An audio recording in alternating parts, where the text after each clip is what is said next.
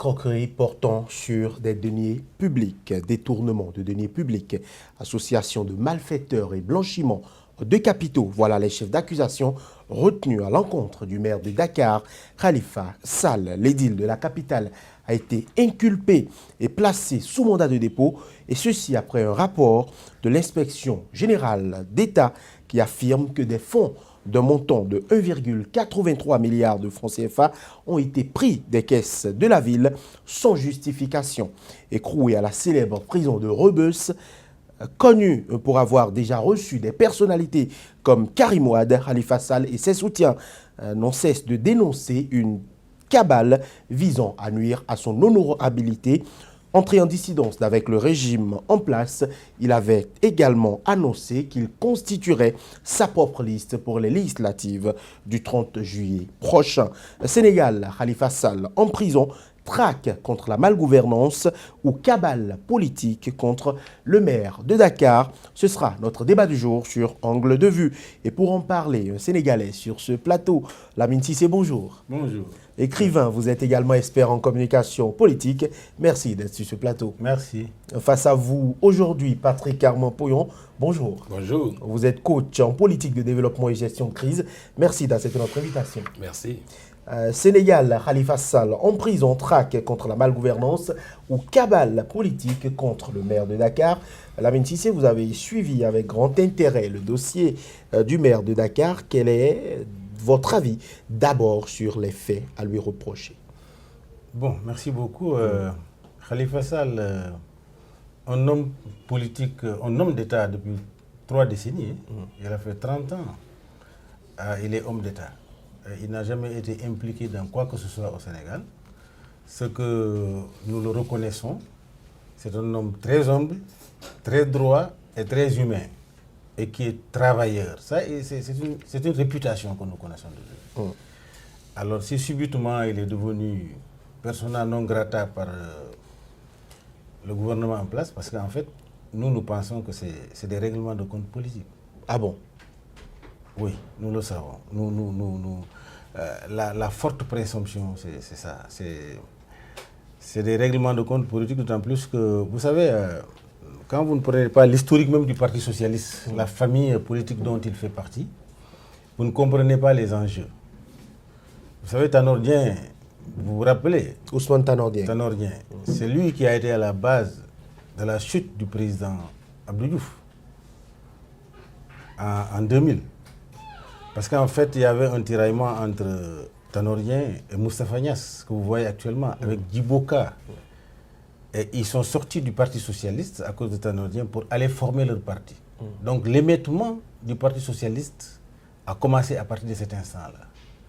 Donc en 2000, les forces se sont réunies pour faire partie d'Abdou Diouf. Ce même Tanor Dieng s'est retrouvé avec, dans un mouvement qu'on appelle Benno Siggil Sénégal, avec l'actuel président de l'Assemblée nationale, M. Moustapha Niasse. Leur vision, c'était d'aller ensemble contre le président Wade. Il y avait encore scission, division. Tanor toujours a tiré une partie des membres, dont Barthélémy Diaz, c'est M. Khalifa qui a rejoint Tanor. Donc maintenant, le problème c'est que après la victoire du président Macky Sall, qu'est-ce qu'il faut? Les gens disent on va gagner ensemble et gouverner ensemble. Alors, mais ça ne veut pas dire que le parti de Senghor doit faire allégeance totalement au parti du président de la République actuelle. Parce que le Parti socialiste, les caciques, tels que Aïssata Tall, l'avocat, tels que Barthélémy Diaz, tels que ce monsieur Khalifa Sall qui est mis en cause aujourd'hui, ils ont dit, niet, ils auront un candidat pour les élections prochaines.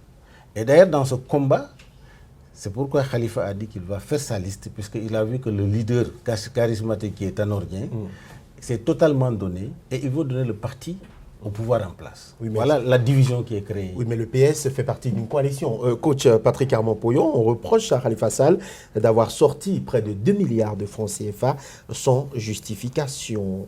Aucun papier n'aurait été fourni pour justifier ces décaissements-là. Vous savez, j'ai écouté M. Cissé et je voudrais simplement lui dire que François Fillon aussi a toujours été propre. François Fillon aussi n'a jamais eu de dossier contre lui jusqu'à ce qu'il décide d'être candidat. Et à partir de cet instant, la presse a commencé par fouiller sa vie. Parce que quand tu décides d'être président, il n'y a plus possibilité que des choses restent cachées. Et ils ont commencé par fouiller. Et c'est en ce moment qu'ils ont trouvé qu'il y a des casseroles qu'ils ont sorties. La justice s'en est mêlée. Mais vous savez, ce qui me gêne en France, comme au Sénégal, comme ailleurs, c'est que ceux qui défendent Khalifa Sall ne nous parlent pas du dossier. On nous parle de cabale sans nous parler du dossier, du fond du dossier. Voilà. Et ça, c'est une erreur des avocats. Nous avons eu un cas au Bénin, les avocats ont parlé du dossier. C'est-à-dire, ils ont passé tout le temps à démontrer que le dossier est vide sur la base du droit maritime international. Donc, à partir de cet instant, je veux qu'on sorte le dossier et qu'on nous dise, oui, voici les preuves, les pièces justificatives qui permettent de dire que M. Sall a effectivement rempli les formalités pour dépenser de l'argent et tout. Mais qu'on dise, c'est vrai, il y a cabale, je suis d'accord. Mais quand tu décides d'être politicien et que tu as des casseroles et on sort, soit tu nous démontres que tu n'as pas de casseroles ou bien tu assumes face à la justice. Et je ne crois pas que ce monsieur vieux briscard de toujours ne savait pas qu'il y aura des situations comme ça. Soit il sort de cette situation gagnant et ça veut dire que sa stratégie a marché, ou bien il sort perdant et ça veut dire qu'il a manqué de stratégie. Et c'est ça, je continue de dire, les leaders politiques africains doivent faire appel à des stratégies pour les aider parce qu'on ne fait pas de la politique comme de l'amateurisme. Voilà. Lamine Cissé, est-ce que la gestion décentralisée n'exige pas des pièces justificatives pour tout acte posé, surtout quand c'est lié à des deniers publics? C'est ce qu'on appelle, ils ont appelé ça la caisse d'avance. C'est-à-dire dans chaque mairie, il y a un fonds politique, un fonds social qui permet d'aider les démunis. Et ça a fonctionné toujours comme ça depuis 1960. Maintenant, il n'y a jamais eu de problème. Il n'y a pas de maire qui n'a pas utilisé les mêmes méthodes pour aider. Maintenant, si on vous demande de dire, d'annoncer le nom des victimes, ceux qu'on a aidés qui sont dans une situation de détresse, il dit ça, je ne le ferai pas. Par principe. Et je suis l'ordonnanceur des fonds, mais je ne suis pas le comptable, c'est pas moi qui dois montrer les pièces justificatives. Mais il a cité le cas d'une femme qui a été atteinte d'un cancer de l'utérus. Ils ont dépensé 4,5 millions. Il dit, lui, Khalifa, il va dire le nom de cette femme. Il ne peut pas. C'est-à-dire, sur le plan éthique, il ne peut pas. Mais ce qui est bizarre, au même moment, Cheikh Bambagé, le maire de Médina, a été écroué parce que tout simplement, il y a eu bagarre au sein du siège d'un parti politique. Et cette tentative d'assassinat, personne n'est mort, personne n'est blessé ce jour-là. On l'a écroué parce qu'il est partisan de Khalifa, il veut que Khalifa soit candidat. Barthélémy Diaz, son dossier qui a été blanchi par ceux qui sont au pouvoir aujourd'hui, qui ont dit qu'il n'a rien fait. Aujourd'hui, son dossier est revivé. Mais écoutez, c'est-à-dire que les gens ne sont pas en train de dormir. Le Sénégal, et c'est pas aujourd'hui, nous sommes dans le processus de démocratisation. Je ne dis pas que nous sommes un pays démocrate. Nous sommes dans un processus de démocratisation. Mais aujourd'hui, on ne peut pas comparer le Sénégal du Bénin. Le Bénin est en avance par rapport à ce qui se passe au Sénégal. C'est des procédés de 1960. C'est ce qui se passe aujourd'hui au Sénégal. Quand moi j'étais jeune là, le parti État, les méthodes qu'il utilise pour réprimer l'opposition, c'est ce qui se passe actuellement au Sénégal. Et c'est dommage. Alors, selon les avocats, dont peut-être Lamine Cissé aujourd'hui, très remonté, dans une posture qu'on n'avait pas forcément l'habitude de voir sur ce plateau, ces ennuis sont nés de la dissidence avec le régime en place. Est-ce que tous les coups sont permis en politique? Non, d'abord, il faut dire ceci. Je reviens à ce que j'ai dit. Vous avez vu, M. Lamine, rapidement, a glissé des preuves sur le dossier politique. C'est-à-dire que c'est très dangereux. Lorsque vous allez très vite sur ce terrain, c'est très dangereux. Parce que la population veut comprendre. Elle veut des éléments. Elle veut des faits. C'est vrai, il y a des fonds politiques qu'on nous démontre sur la base chronologique. Tel maire a utilisé tel montant de fonds comme ça. Ils sont à la mairie. Ils ont les documents. Ils ont les dossiers de la mairie. Ils peuvent sortir ça. Mais si aujourd'hui, dès qu'on dit deux choses sur le plan juridique, on glisse sur le terrain politique, mais même les collaborateurs, les amis, le parti de Fillon a dit que c'est payant, cette méthode de défense. Mieux, je voudrais dire qu'il y a une erreur aussi que les avocats font souvent, dans d'autres pays, parce que j'ai vu des avocats béninois qui se sont mieux défendus, c'est-à-dire que tout de suite, on indexe la justice. Tout de suite, on insulte la justice. Or, la justice est constituée des aides d'émotion.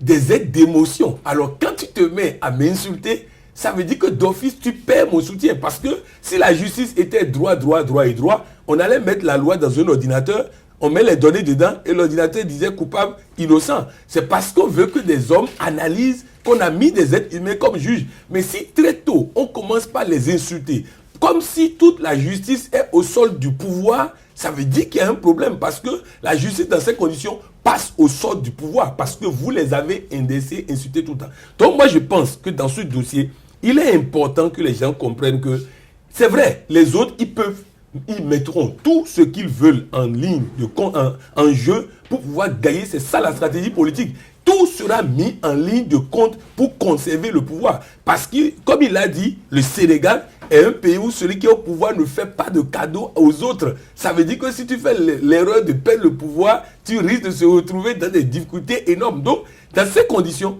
il faut prévoir qu'il y aura des situations comme ça, il y aura des coups comme ça, mais dans ces conditions, il faut avoir des avocats qui disent le droit. Le droit est le droit. Le parti ou les collaborateurs politiques vont faire la politique, mais les avocats n'ont qu'à dire le droit. Qu'ils nous disent, moi j'ai besoin d'écouter les avocats sur le fond du dossier, mais je n'entends que des aspects politiques qui sont soulevés, alors que de l'autre côté, on ne sort que des faits juridique. Il faut aller dans ce sens et c'est comme ça que nous pouvons avoir la vérité au-delà du tribunal. La vérité peut sortir de la bouche des avocats, mais il faut prendre le droit et nous dire par rapport au droit, c'est comme ça. Parce que quand on dit les maires l'ont fait jusqu'à présent n'est pas une preuve d'innocence, parce que tous les maires peuvent être rattrapés par ce genre de comportement qu'ils ont eu par le passé. Donc ce n'est pas parce que les autres font des erreurs que je dois faire des erreurs. Il faut qu'on nous dise, là, la loi a prévu ceci, il a fait ceci, et maintenant, il y a les juridictions. Et la justice sénégalaise n'est pas vraiment une justice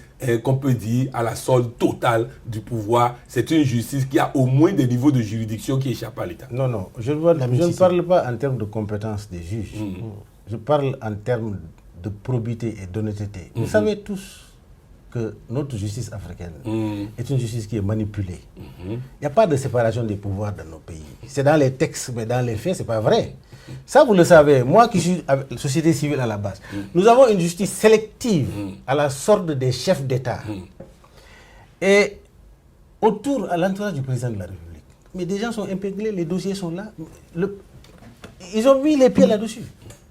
Il y a des gens, c'est-à-dire avec des preuves, l'IGE ou la commission contre ce qu'on appelle ici au FNAC, tout ça là. Mais nous avons ça au Sénégal. Mais des dossiers des gens autour du président Wade, la famille du président de la République, la famille du président de la République est épinglée dans le cadre du Petro-Tim, etc., etc. Mais ces dossiers-là, on n'en parle pas. Ce qui les intéresse, qui va me barrer pour que je n'ai pas un deuxième mandat ou qui va me créer des problèmes, on actionne la justice. C'est-à-dire que je suis un homme politique depuis mes 17 ans au Sénégal. Je n'ai jamais vu comment la justice est instrumentalisée à ce niveau au Sénégal. Jamais de ma vie. Vous pensez que c'est... Et je suis un panafricain. J'ai voyagé dans tous les pays africains. J'ai dit, le Bénin, au moins ici, on a la Cour constitutionnelle qui, quand il dit le droit, le président de la République le tourne. On a vu Aïboni respecté, Mathieu Kérékou respecté. Mais au Sénégal, mais tu dis le droit, le président, il s'en fout, il fait ce qu'il veut. Ce n'est forcément plus le cas aujourd'hui. On a l'impression aujourd'hui que, vous l'avez souligné aussi, que la défense de Khalifa Sall préfère s'intéresser. On a vu le point de presse au sortir où il a été déposé à la prison. Ils sont venus, ils ont dit que c'est une cabale gratuite. Mais est-ce que par rapport à ce dossier-là,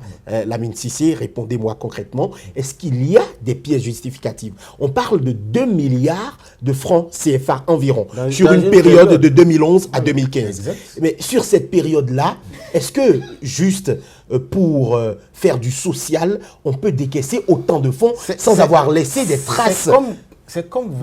Des traces, des pièces justificatives concrètes. C'est comme vous demandez au président de l'Assemblée nationale du Sénégal, qui a 45 millions de fonds politiques par mois. Durant tout son mandat-là, où est-ce qu'il a mis ces fonds-là? Alors que ces fonds-là, il doit les dépenser sans justification. On ne doit même pas lui demander. Parce que c'est à sa disposition pour aider. C'est ce qu'on appelle des fonds politiques. Est-ce qu'on peut demander à Moustapha Niasse de nous justifier pièce par pièce à qui il a donné cet argent-là? Est-ce que le fonds politique du président de la République est au dollar de 9 milliards de francs CFA?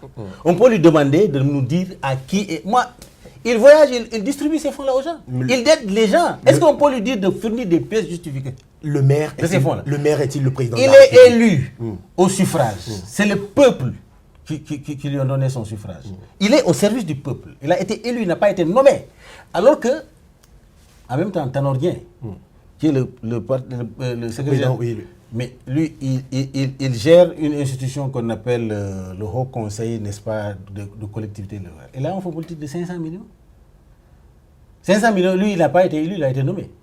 On va lui demander où est-ce que tu as dépensé ces politiques. C'est-à-dire, je suis un politicien qui vous dit que c'est politique. Je suis un politique, je ne suis pas un politicien. Parce que ce qui se passe, c'est des méthodes politiciennes que Senghor avait combattues à un moment donné, que Senghor a pratiqué, il a combattu à un moment donné, qui continuent à venir. C'est-à-dire que la remise en question de toutes nos institutions, du fonctionnement libre de toutes ces institutions est liée à la justice. Tant que la justice au Sénégal est instrumentalisée de la sorte, nous n'allons pas sortir de l'auberge. Lamine Cissé, vous n'avez pas forcément des preuves pour étayer ce que vous dites. Dépassionnons le débat. Coach Patrick Armand-Poyon, l'homme serait probablement candidat aux élections présidentielles de 2019. Est-ce que ce serait un coup porté à sa carrière? Mais c'est un coup. En fait, j'ai l'impression que le problème, c'est que c'est un coup. Il n'aurait pas été candidat qu'on n'aurait pas cherché dans ses cheveux des poux assortis. Donc sur ce plan-là, on est d'accord. Maintenant, est-ce qu'il y a des poux, oui ou non? On ne nous répond pas. C'est-à-dire qu'en réalité, il faut différencier deux choses. Tu veux, en politique là, c'est pas la cour du roi Péto, c'est pas un lieu de culte, ce n'est pas un lieu d'amour, c'est un lieu où on donne des coups et on reçoit des coups. Vous savez, il y a un chef de l'opposition togolaise qui était responsable de l'opposition pacifique, et un jour, il dit que ces cadres l'ont réuni, en tout cas, se sont rencontrés avec lui, et lui ont dit, nous sommes une église où nous sommes un parti politique. Parce que nous, on ne donne jamais de coups, on ne reçoit jamais de coups, et on dit qu'on est en train de faire la politique. Je vous dis que il y a quelque chose. Même quand M. Cissé me dit que la justice est au solde, il ne cite que ceux qui entament la procédure. Il parle du procureur, il parle de leur FONAC, il parle de... Mais ceux-là sont nommés par le gouvernement. C'est normal. Dans tout pays du monde, ces partis-là sont au solde du gouvernement. Mais il ne me parle pas des juges qui jugent, de la cour d'appel, de la cour de cassation. Je vous donne un exemple. Parce que souvent, on fait un cliché sur nos pays africains. Vous voyez, au Mali, il y a un juge qu'on appelle Daniel Tessouré, qui a fait arrêter le vérificateur de la République. Parce qu'on cherchait où le caser. Parce que partout où on le met, il est un problème pour l'État. On l'a mis procureur, il était un problème. On l'a mis secrétaire général du gouvernement, il a pris tous les juges corrompus, il voulait les faire arrêter parce qu'il avait ce pouvoir en tant que secrétaire général du gouvernement. Rapidement, on l'a nommé vérificateur de la République adjoint. Le vérificateur de la République est allé aux États-Unis et derrière lui, il fait une vérification dans laquelle le chef d'État est impliqué et il publie le rapport. Le monsieur vient, il dit tu n'as pas le droit. Le monsieur le licencie sec et ils ont entamé les procédures. Il a gagné à 6 niveaux de juridiction contre le monsieur. Maintenant, le monsieur a pris des policiers pour le sortir de son bureau. Or, au Mali, lorsque vous prenez les policiers contre une décision de justice, c'est 5 ans de prison. Résultat, il va chercher un ami procureur. Ils sont venus arrêter le vérificateur de la République. Ils l'ont amené en prison avec tous ses gardes-corps. Et il était en prison, assis avec ses gardes-corps, sachant que le chef d'État va intervenir. Le chef d'État appelle ses conseillers juridiques. On dit, vous ne pouvez pas le toucher. Vous ne pouvez pas le sortir de là. À moins que vous négociez avec Daniel Tessouré. Le chef d'État prend son téléphone, appelle Daniel Tessouré. Dès qu'il a dit, c'est Amadou Touré, il lui a répondu, c'est toi-même je cherche. Si tu es garçon là, il faut le sortir de là-bas. Voilà un magistrat qui connaît la procédure et qui sait que la justice lui donne le pouvoir. Il a un pouvoir parce qu'il a été secrétaire général du gouvernement. Il a été vice-garde des Sceaux. On ne peut pas le arrêter sans décision de la Cour suprême. Voilà, il faut il faut faire le droit. Moi, je dis, quand c'est vrai, hein, le droit peut avoir tous ces problèmes, mais ce n'est pas en allant devant un juge et en lui disant c'est dossier politique qu'on va sortir quelqu'un. Il faut des faits, il faut des éléments, il faut aller à la mairie, il faut nous sortir les dossiers. Il faut sortir les dossiers qui montrent que, attention, tel président maire a fait ça, tel maire a fait ça, tel maire a fait ça, le chef de l'État a tel budget, il ne justifie pas et tout ça. Parce que c'est eux seuls qui nous disent que c'est des fonds sociaux.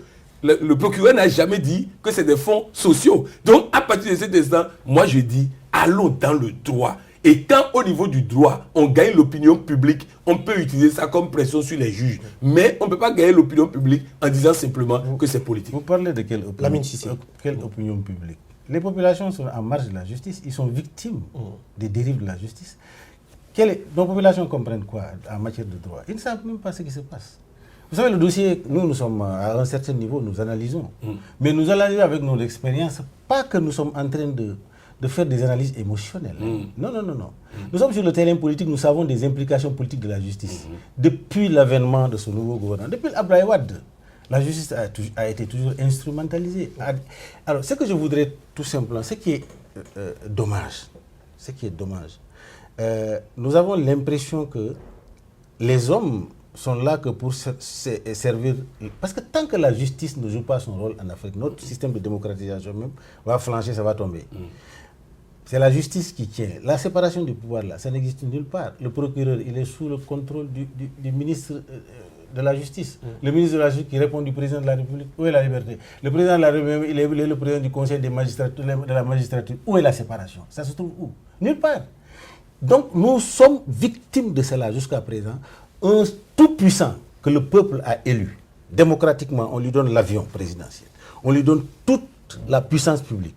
On lui donne tout notre argent. On lui dit, on a confiance en toi. Il s'assoit en haut, il n'a pas peur du pouvoir que Dieu, là, à travers les hommes, lui ont donné. Il montre que c'est lui qui est Dieu, le Tout-Puissant. Même Dieu a autorisé Satan d'avoir, en tant que parti opposant, même Dieu a autorisé Satan, il dit, oppose-toi à moi. Mais Dieu même est un démocrate. Alors nous, on prend le pouvoir, toute la puissance publique, on dit c'est moi qui suis le plus fort, et marcher sur la tête du peuple, il faut qu'on combatte cela. Nulle part en Afrique, tant que la justice, cette justice-là, n'est pas une justice au service des populations, nous n'allons pas avoir une démocratie qui va nous amener vers le développement. Ce n'est pas possible. Parce que vous savez, ces coups de pied politiques au Sénégal, ou partout ailleurs en Afrique, ce n'est pas normal. Ce n'est pas du tout normal. Quelqu'un est libre de demander le suffrage du peuple et laissez-le demander le suffrage. Les Sénégalais ne dorment pas. Et les Africains aujourd'hui, avec l'avènement de la technologie, les gens sont éveillés. On ne peut pas tromper quelqu'un. Mais la main sur le cœur, je dis ce dossier-là n'est pas un dossier. C'est un dossier où on a solfé sur des éléments pour tout simplement nuire à un potentiel candidat aux prochaines élections. C'est votre estimation et c'est clair. Aujourd'hui, est-ce que, je reste avec vous, Lamine Cissé, est-ce que le dossier de l'actuel maire de Dakar est un dossier qu'on peut comparer ou est-ce qu'on peut trouver des similitudes avec le cas de l'ancien ministre, super ministre, plusieurs fois ministre, fils de l'ancien chef d'État, Karim Wade? C'est ça qui me gêne un peu. Quand on vous dit ancien ministre, ancien super ministre, l'ancien ministre et l'ancien super ministre du Sénégal, c'est le président Macky lui-même. Abdoulaye Wade lui a tout donné. Il a été directeur de Petrosen. Il a été ministre de l'énergie, de l'hydrologie et des mines. Il a ministre le ministre de l'Intérieur. Il a été même ministre d'État. Premier ministre, président de l'Assemblée nationale. Il n'y a aucun homme politique au Sénégal qui a fait ce parcours-là. Et quel combat il a mené au Sénégal? Quel combat politique? À part que le président Wade ait confiance en lui, personne ne le connaissait, il l'a hissé, mis escalier jusqu'au-dessus de la tête. Mais il s'est enrichi. En ce moment, il faisait le griot, il applaudissait le président Wade, il adulait, c'est-à-dire que c'était un super homme en ce moment-là. Alors, c'est pourquoi je dis, nous sommes victimes de notre ignorance politique, les populations. À un moment donné, ce Macky Sall est devenu un homme nouveau aux yeux des populations sénégalaises. Mais puisqu'il fallait... Mais il était dans la séraille. Vous savez, si je ne suis pas d'accord, dans un régime, je ne suis pas d'accord avec le régime, le mode de fonctionnement. Je démissionne. Je dis au peuple, je ne suis pas d'accord, comment ça marche. Mais je ne peux pas être partisan de cette gouvernance-là. Et à un moment donné, un intenté Parce qu'il y a des problèmes, je me démarque pour dire que c'est la corruption. Lamine Cissé répondait à ma question. Est-ce que actuellement on peut comparer ce dossier-là au dossier Karim Wade? Le dossier Karim Wade est pire. C'est pire. C'est pire que ce qui se passe en ce moment-là. Ah Parce qu'elle a créé la Cour de répression contre l'enrichissement illicite. Quand même. Vous savez, l'historique même de cette Cour de répression-là, c'est le président Wade à qui le président de la République Senghor a donné le pouvoir sur un plateau d'or par l'article 31, qui n'a aucune base politique. Et autour de lui, il y a des ténors du parti qui étaient riches, ils avaient une base. Il a créé la loi de l'enrichissement illicite pour qu'on le laisse tranquille. Quand ils l'ont laissé tranquille, il a mis ça dans les oubliettes. Ce n'est pas un Macky Sall qui actionne cette cour-là uniquement pour s'attaquer à un homme. Dis-moi, à part le président Karim Wade, qui la cour a épinglé au Sénégal? Mais est-ce que vous estimez qu'il n'y avait rien à reprocher à Karim Wade aussi? Mais dans sa gestion totale, dans tous les ministères où il est passé, l'IGE, tous les corps de contrôle sont unanimes que c'est transparent, c'est clair, c'est propre. Voilà, le problème est où? Coach Patrick Abompoyon, voilà. Parce que tout simplement, il a quelques milliards son papa a été président de la République pendant 12 ans. Chaque année, il a un fonds politique de 8 milliards de francs CFA. Et les gens qui sont à côté du président Wade sont riches, y compris le président de la République actuel même, très riche. Maintenant, on reproche à Karim Wade d'avoir quelques miettes, quoi. Voilà. Coach Patrick Abompoyon, il est extrêmement passionné aujourd'hui, notre cher ami Lamine Cissé. Je le répète, nous ne lui connaissions pas cette posture. Il était souvent pro-régime, notamment l'ami du président Kabila de la RD Congo, selon certains qui suivent régulièrement nos émissions. On a vu aujourd'hui le maire de Dakar, super maire, travaillé depuis 2009, il est intouchable. Il est entré en dissidence avec le régime en place. Il a constitué une liste, il a gagné des élections locales en 2014. Est-ce qu'aujourd'hui, il est en train de s'ériger en opposant crédible pour le régime en place, vu que Karim Wade aujourd'hui ne réside pas au Sénégal pour constituer une alternative crédible au régime? Non, on ne peut pas dire qu'il est opposant crédible encore. On n'a pas mesuré électoralement sa force, donc on ne sait pas. Seulement, le régime connaît l'art du retournement des situations. Et à partir de cet instant, il ne peut pas minimiser un opposant. Donc tout opposant, je vais vous dire comment ça se fait la politique. Dès que quelqu'un devient un adversaire politique, on met en place un dispositif pour fouiller sa vie. Vous allez aux États-Unis, chacun des deux principaux candidats a 300 agents du FBI pour fouiller la vie de l'autre. Donc, c'est pour dire que dès que tu décides de faire la politique, c'est en ce moment qu'on commence par fouiller ta vie. Dès que tu deviens gênant, on commence maintenant par fouiller ta vie. Et si en fouillant, on trouve des choses, on sort ça. Donc, que ça ne surprenne pas les gens, que ça sorte parce que la personne a décidé de faire de la politique. C'est comme ça que ça se passe dans tous les pays du monde. Maintenant, moi, je voudrais aussi que quand on s'attaque à la justice africaine, je dis non. La justice africaine a ses défauts, comme la justice française a ses défauts, comme la justice américaine a ses défauts. Parce que vous savez, aux États-Unis, c'est même pire. C'est-à-dire que la loi est faite pour que le procureur te broie d'abord et après il démontre ton innocence lui-même. Moi, je ne comprends pas. C'est-à-dire qu'il te met à la face du monde comme un problème, un faux type, un délinquant, un ceci. Et après, maintenant, lui-même se rend compte et lui-même avoue officiellement qu'il n'y a rien dans le dossier. Donc, c'est pour dire, si je prends la justice africaine, il y a plein d'exemples dans tous les pays d'Afrique qu'on peut citer pour dire, oui, nous avons au moins des cas importants. Donc, c'est pour dire, et il y a plein de cas qu'on peut citer. Et on va dire que c'est le Bénin qui est comme ça. Non, il y a plein de pays africains qu'on peut citer, dont le Sénégal. C'est-à-dire que chaque fois que M. Cissé parle de la justice, il parle de la partie sous la direction du chef de l'État. Il ne me parle pas des juges de la cour d'appel, de la cour de cassation et autres. Dans le cas de Karim Wade, je sais, il n'y a pas de plusieurs niveaux de juridiction, je comprends. Mais dans le cas de Khalifa, il n'a même pas encore entamé les procédures, mais ils sont en train de paniquer. C'est ça qui me gêne. C'est-à-dire qu'on ne peut pas être candidat aux élections présidentielles et dès que le gouvernement sort un jeu, on panique, on pleure à la télé et puis les avocats commencent par crier scandale. Non, moi je pense qu'aujourd'hui, il faut que les opposants africains se ressaisissent et fassent preuve de professionnalisme en politique en s'entourant de compétences avant de se mettre en politique. Je crois qu'il faut recadrer. Il y a un amalgame, quoi. Khalifa Sall n'est pas un opposant politique. Il est dans un parti politique où il y a des problèmes. Son opposition, c'est avec Tanor, le secrétaire général actuellement du Parti Socialiste. Mais il est en dissidence vous savez avec que le régime. Khalifa Sall, son fils, est en prison, là, en ce moment-là. Il est en dissidence avec le régime. Est-ce que vous savez que son fils est en prison? Allez-y. Oui. Son fils est en prison parce que le combat qui s'est mené au niveau du parti. Mais ça s'est fait depuis Senghor jusqu'à présent. Les militants se cassent la gueule, ça n'a jamais été l'objet d'un problème de justice. Khalifa Sall n'a pas pleuré parce qu'il a peur. Non, loin de là. Vous savez, quand on vous accuse innocemment de ce que vous n'avez même pas imaginé de faire, ça peut faire couler les larmes. Si c'est un homme politique Non, qui a géré pendant 30 ans et qui est innocent. Trouvez-moi ça dans le monde. Comment ça? Un homme politique qui a géré l'argent de l'État pendant 30 ans si et qui est innocent. on vous accuse sur un dossier dont vous savez que vous êtes innocent, c'est parce qu'il y a des forces qui veulent... On pleure quand on est Mais innocent. ça, vous savez pourquoi ils pleurent? Les pleurs peuvent être émotionnés par quoi que ce soit. On peut pleurer parce que tout simplement, on est à tort instrumentalisé sans pouvoir se défendre. On peut pleurer parce qu'on est émotionné par quoi que ce soit.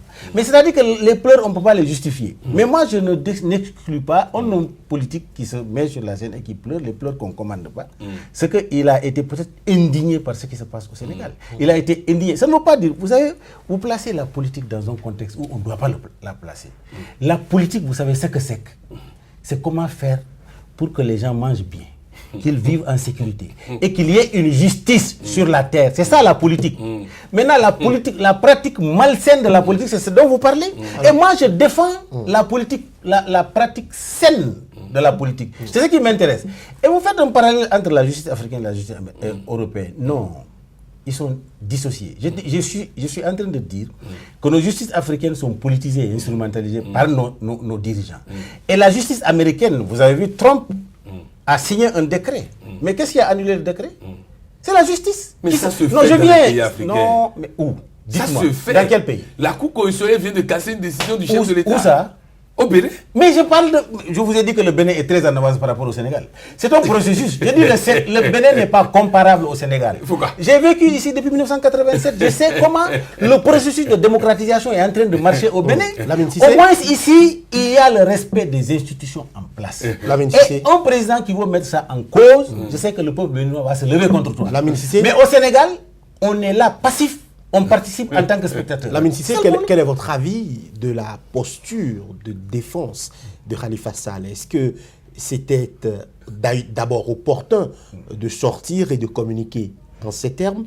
Est-ce que c'était opportun de faire parler des leaders religieux qui appellent presque à l'insurrection et qui promettent d'aller en prison, séjourner en prison, s'ils devaient être déposés? Est-ce que... Vous savez, ceux qui doivent faire la politique, normalement, c'est les leaders religieux et les leaders traditionnels. Vous savez pourquoi? Non.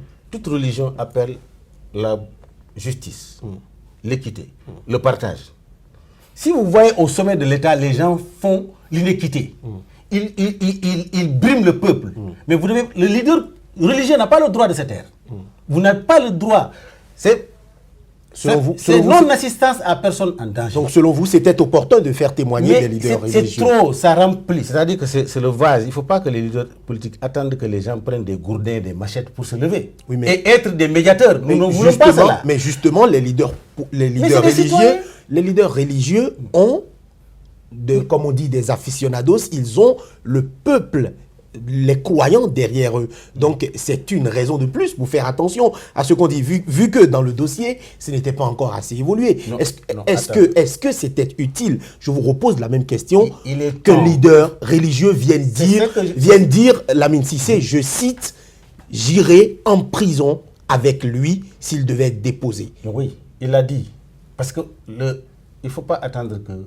Parce qu'il faut mettre la pression. Il ne faut pas attendre que le pouvoir là en place fasse tout ce qu'il veut. Mais finalement, qu'est-ce que ça a donné? Dakar est calme. Vous savez, c'est ce que nous avons vu au Sénégal, d'habitude. Ces chefs religieux, la grande majorité, c'est le sinécure qui les intéresse. Celui qui vient au pouvoir, on t'applaudit, on te met le tapis rouge, tu donnes des milliards, il se taise sur tout ce que tu fais.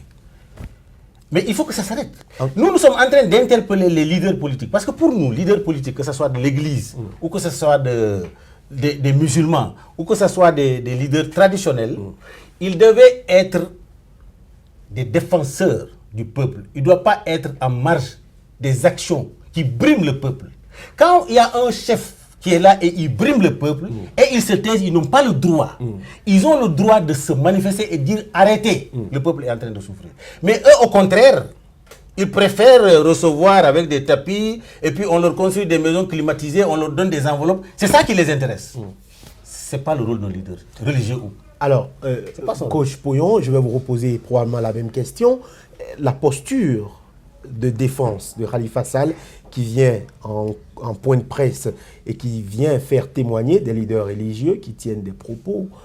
Il ne les a pas invités. C'est ça l'amalgame. C'est le leader qui l'a reçu. Il lui a dit organise un meeting, je viens parler. D'accord. Ce que je dis est quand même valable. Je vous pose la question. Est-ce que cette façon de communiquer, de vouloir, entre griffes, électriser d'ailleurs un peu plus la situation, est-ce que c'est une façon normale de faire par rapport à ce dossier-là, à ce cas d'espèce? En fait, je vais vous dire une chose, mon intime conviction. La procédure utilisée par les avocats de Macky et de Khalifa Sall vont l'amener à la condamnation. Il faut pas, c'est pas comme ça. Je ne sais pas pourquoi, c'est comme Laurent Gbagbo qu'on est en train de défendre avec des vociférations au lieu de sortir les faits. Il est important que les gens comprennent que la justice, elle ne s'emballe pas de... Vous pouvez sortir tous les imams du Sénégal, la justice va rester impassible à ça et faire son travail. Donc, à partir de cet instant, moi j'ai dit, si Khalifa Sall se rend compte que c'est foutu, qu'il négocie. Karim a négocié, il est tranquille quelque part, la liberté, ça vaut mieux. Maintenant, s'il estime qu'il est toujours en position de force, qu'il est innocent et tout ça, qu'il suive les voies de droit. Parce qu'aujourd'hui, moi je me dis, même si on veut mobiliser l'opinion, c'est avec les faits et non avec des falsifications. Ce que j'entends de la bouche de l'équipe qui défend Khalifa Sall aujourd'hui, c'est des vociférations. Je n'entends pas les faits, je n'entends pas les preuves. Sortez-nous les dossiers, mettez-nous les dossiers, sortez-nous les articles de loi. Qu'on nous dise par exemple, écoutez, la loi sur la municipalité dit ceci, en son article tant. Ils ne l'ont pas fait, en son article tant. Maintenant, le budget de la mairie est de tel montant. Les fonds incriminés sont ceci. Mais ils l'ont fait. Non. Vous savez, vous pouvez dire, à beau dire le droit. Ils ont un objectif à viser. C'est ça, vous ne comprenez pas. Vous serez à la place de ces avocats-là, vous allez être indigné même. Non, monsieur Cissé. Monsieur Cissé. Écoutez. Monsieur Cissé. Les faits reprochés à Khalifa Sall sont extrêmement graves, Lamine Cissé.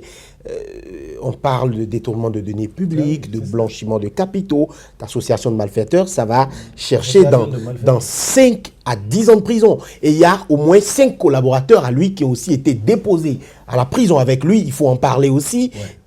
Est-ce qu'on ne doit pas chercher une meilleure stratégie de défense? Tout ça là, vous ne pouvez pas déconnecter ça des visées politiques. Le Sénégal aujourd'hui est-il embrigadé?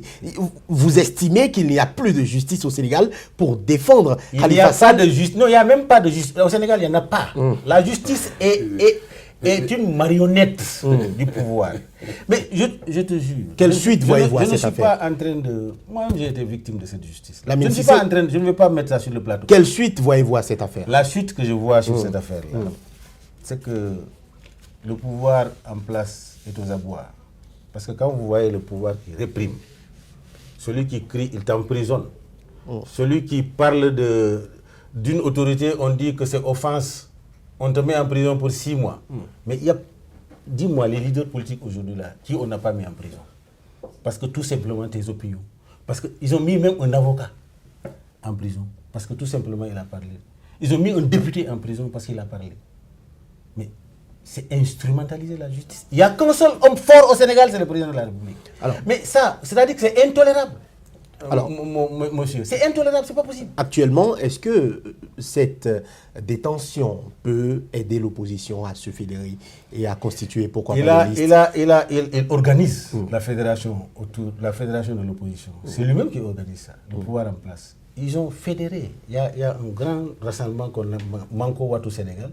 Toute l'opposition s'est organisée pour dire on va faire une liste commune pour prendre l'Assemblée nationale et aller vers les élections de 2019. Mais ce n'est pas intelligent. Moi, je pense qu'en laissant les gens librement s'exprimer et en incluant... Parce que dans la gouvernance de nos pays, de nos micro-États actuels, l'exclusion politique, c'est extrêmement dangereux. Et c'est ce qui se passe. au Sénégal. Alors, je reviens avec vous, coach Poyon. Ce qu'on oublie aujourd'hui de dire, c'est que dans la posture actuelle de Khalifa Sall, il est encore éligible. Il peut encore aller aux élections, puisqu'il n'y a pas eu procès, il n'a pas été condamné, il est déposé. En attendant, les prochaines législatives, ce n'est qu'en juillet 2016. Est-ce qu'on ne doit pas travailler 2017. Une meilleure... oui, 2017, merci. Est-ce qu'on ne doit pas travailler une meilleure stratégie? Oui, mais c'est ça. C'est-à-dire que moi, je dis, et je répète à M. Lamine, s'il aime ses amis, ce n'est pas la posture qu'il utilise. En matière de stratégie, vous savez, on peut avoir le régime le plus puissant du monde. Avec des stratégies, on peut le faire tomber. Il faut que nous puissions aller à des stratégies, non seulement politiques, parce que, vous savez, j'ai dit ici, la dernière fois, dans la dernière émission à laquelle j'ai participé, qu'il y a 4 catégories d'êtres vivants. Il y a les animaux, il y a les plantes, il y a les êtres humains, il y a les militaires. Et les militaires, vous ne les menacez pas avant d'avoir dégainé. Si vous menacez quelqu'un qui est de la trempe des militaires et vous n'avez pas dégainé, il dégaine avant vous.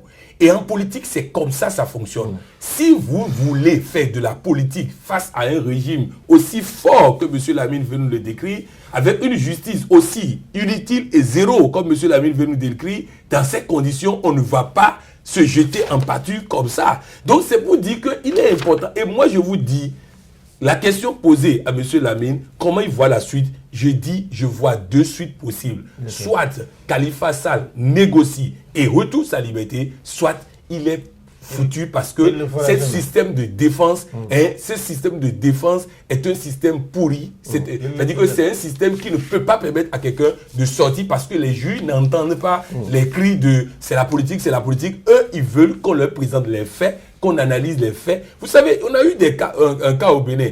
On dit la justice béninoise. Non, c'est parce que les avocats béninois ont trouvé que pleurnicher sur les antennes ne permet pas de gagner un procès. C'est ça qui fait que la justice fonctionne. Mais si nous avons une justice qui ne reçoit que des gens qui pleurnichent sur les affaires politiques et qui n'apportent pas des éléments de preuve pour démontrer leur innocence, la justice, on va toujours dire qu'elle est au solde, mais je suis convaincu que la justice sénégalaise n'est pas aussi au solde. Il y a un membre, coach Patrick Armand Poyon, merci. Lamine Cissé, il y a un membre du Conseil constitutionnel qui a démissionné. Lamine Cissé, il a démissionné. C'est voilà. Un membre, non? Ouais, il a démissionné pour décrire. Mais c'est important. Oui, ce qui est sûr. Lui, les deux camps. Ce qui est sûr, Lamine Cissé, ce qui est sûr, aux avantages pour dire.